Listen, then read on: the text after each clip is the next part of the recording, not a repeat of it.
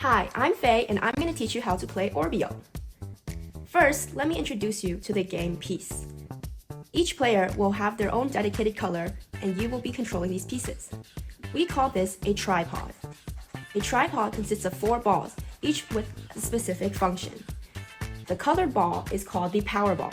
This ball will be the attacker in the game and will help you win over others. And these non-colored balls are called the target balls. These balls are what the players will be targeting. So this is the tripod. Next, let me introduce you to the setup. This game can best range from 2, 3, 4, and 6 players. Here is an example of 6 players. Each set of tripods are dedicated to their own color home base. For example, the blue power balls are aligned to the blue color, and it creates this formation. Make sure that's the same with all the other players. Now, to start the game,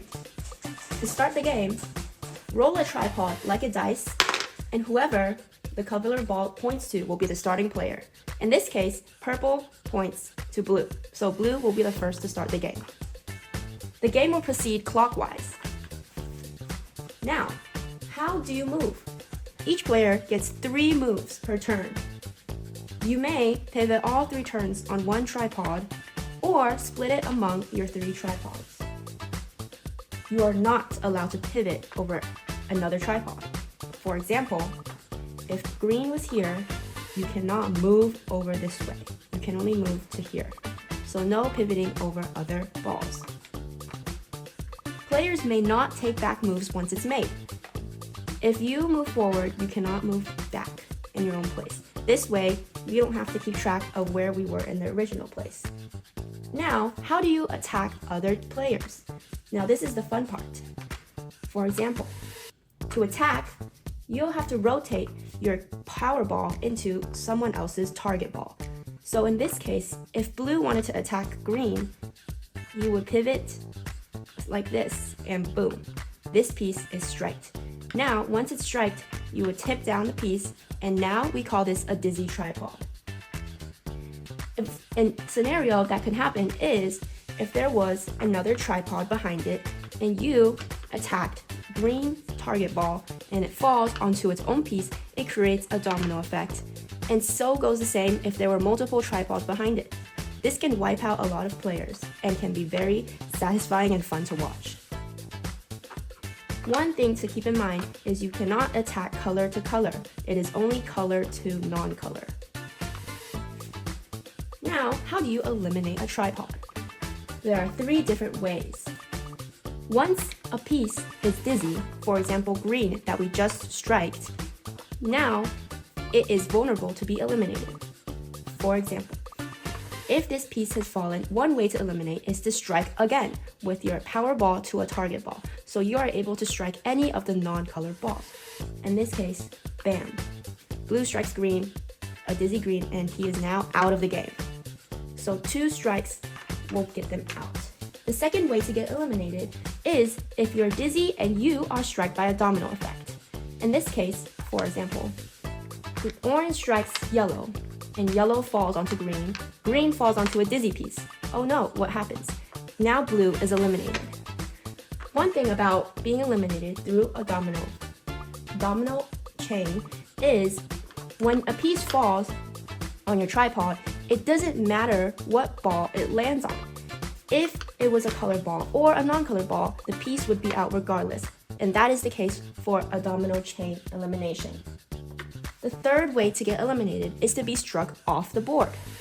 For example, as you see, green is over here. Imagine players are already moved around the board, and green is somehow situated here.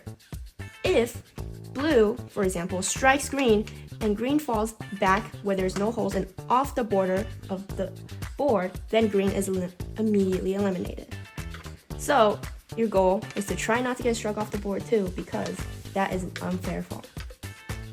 Alright, so now let's move on to how to revive your piece. Yes, you can revive your piece between your own piece and within your players. So there are 2 ways to revive. First is the buddy revive. If green is down and you want to save your piece, what do? you'll have to rotate one of your own players to the dizzy piece by striking the colored power ball to a target ball on its head. So this is the head of the tripod, and the only way to revive this is to touch the color to the head of the tripod. So, for example, green can save its green by rotating onto its head. And now you can stand up like this. One interesting thing is you can also trigger a chain reaction. If, for example, you revive green and it goes back up and it hits another piece, this piece will go down. So be careful of where you place your pieces because you never know what will happen. Now the second way to be revived is called self-revival. Now for this case, if your piece cannot save your own piece, one way to revive is, for example, green just died. If nobody kills green for the next round and it's your turn again, green can revive itself. So now you can revive, but in this case, it is within the 3 holes that you've fallen in. And one fun thing about this is you can choose which direction to face when you're self-revived. Remember, when your buddy revived, your piece will stand up like this. And when you're self-revived, it is revived within its 3 holes. Now let's get to the fun part of the game, which introduces the power cards. Now these are the power cards, and they will give you a series of advantages that will help power you through the game and bring so much laughter and fun. Now how do you earn a card? Now I'm going to introduce you to how the board is set up because this connects to how you can earn a card. So to earn a card, you have to place your power ball into 4 different places to get a card. So you have 4 places you can get a card. So where can you get a card? Alright, as you see, the center hole is available for everyone. It's open to all players. And if you land your colored power ball into the center hole, you may get a card from the pile. And this card can be used anytime throughout the game, so it creates a lot of twists.